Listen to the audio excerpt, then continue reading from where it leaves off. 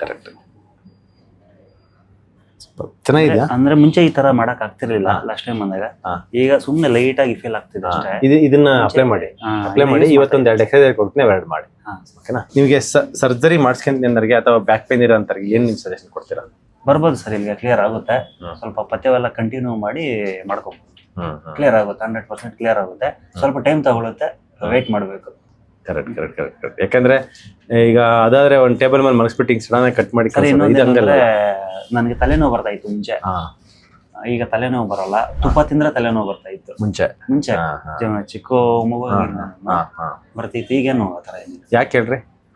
ಅದು ನಿಮ್ digestive system variation ಆಗಿತ್ತು. ಅದನ್ನ ಕರೆಕ್ಷನ್ ಮಾಡಿದ್ಮೇಲೆ ಆಕ್ಚುಲಿ ಈ ನ್ಯಾಚುರಲ್ ಫುಡ್ಗಳಿಗೆ ಆತರ ಆಗ್ಬಾರ್ದು. ಈ ಅನ್ಯಾಚುರಲ್ ಬ್ಯಾಕ್ಟೀರಿಯಾ ಫುಡ್ ತಿಂದು ಅನ್ಯಾಚುರಲ್ ಬ್ಯಾಕ್ಟೀರಿಯಾಗಳು ಹೊಟ್ಟೆಲ್ ಫಾರ್ಮ್ ಆಗಿರುತ್ತೆ. ಅದಕ್ಕೆ ಒಳ್ಳೆ ಅಂಶಗಳು ಕೊಟ್ರೆ ಅವು ತುಂಬಾ ಕರೆ ಅಳ್ತಾವ. ಅದಕ್ಕೆ ಹೆಡ್ಡೇಕ್ ಬರೋದು. ಅದು ಪ್ಯಾರಾಸೈಟ್ಸ್ ಎಲ್ಲ ಅಳ್ತವೆ. ಇದ್ರ ಜೊತೆಗೆ ಅದೊಂದು ಕ್ಲಿಯರ್ ಆಗಿದೆ.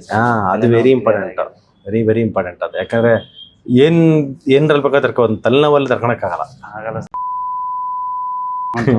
ತುಂಬಾ ಅದು ಸಪ್ರೆಸ್ ಮಾಡುತ್ತೆ ಅಷ್ಟೇ. ಪೇನ್ ಸೆನ್ಸರ್ನ ಸಪ್ರೆಸ್ ಮಾಡುತ್ತೆ. ಪೇನ್ ಕಿಲ್ಲರ್ಸ್ ತರ ಅದು. ಅದಕ್ಕೂ ಮುಂಚೆ ಟ್ರೀಟ್ಮೆಂಟ್ ಹೋಗಿದೆ, ಅದು ಏನು ಆಗ್ಲಿಲ್ಲ. ಏನ್ ಟ್ರೀಟ್ಮೆಂಟ್ಗೆ? ತಲೆನೋವು ತೋರಿಸಿದ್ದೆ ಮುಂಚೆ. ಅಂದ್ರೆ ಈ ಬ್ಯಾಕ್ ಪೇನ್ ಇರ್ಲಿಲ್ಲ ಮುಂಚೆ, ತಲೆನೋವು ಇತ್ತು. ಅದಕ್ಕೆಲ್ಲ ಸ್ಕ್ಯಾನ್ ಎಲ್ಲ ಮಾಡಿಸಿದ್ದೆ. ಎಲ್ಲ ನಾರ್ಮಲ್ ಬರುತ್ತೆ.